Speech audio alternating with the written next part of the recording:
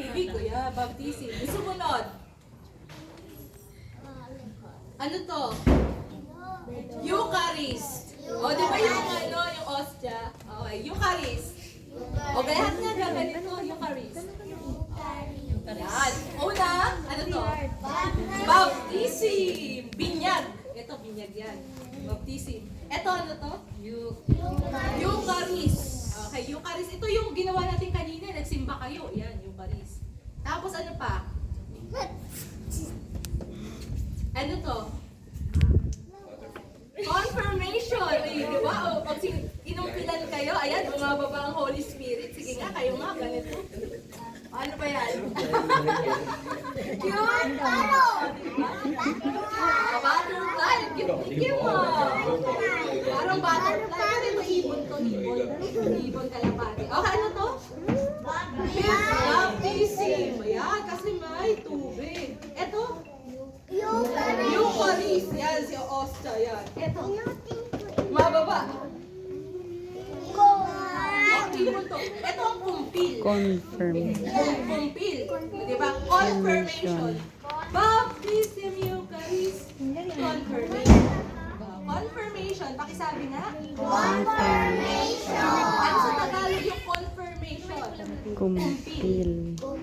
Ano sa Tagalog yung confirmation? Kumpil. Kasi sa kumpil, bumababa yung Holy Spirit. O, meron na tayo. Ano to? Baptism. Ano to? Eucharist. Ito? Confirmation. Ano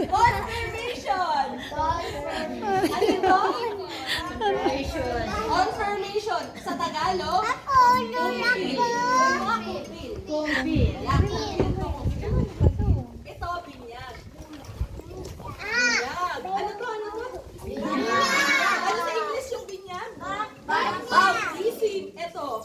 Eucharist sa Tagalog to. Misa. Mas, diba? Ano naman to? Confirmation. At sa Tagalog yung confirmation.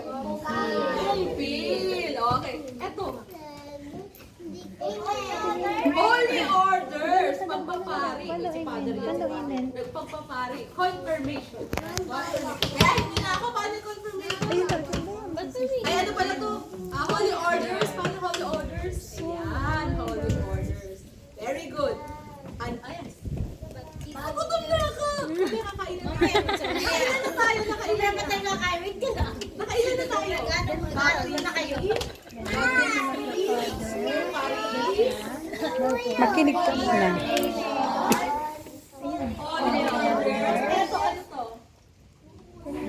Anointing of the sick. Anointing of the sick. Pagpapahid ng langit. Anointing of the sick. 1, 2, 3. Baptism. Baptism. Ulit. Baptism. Ito. Eucharist. Ito. Confirmation. Ito. Holy order. Ito. Holy Trinity.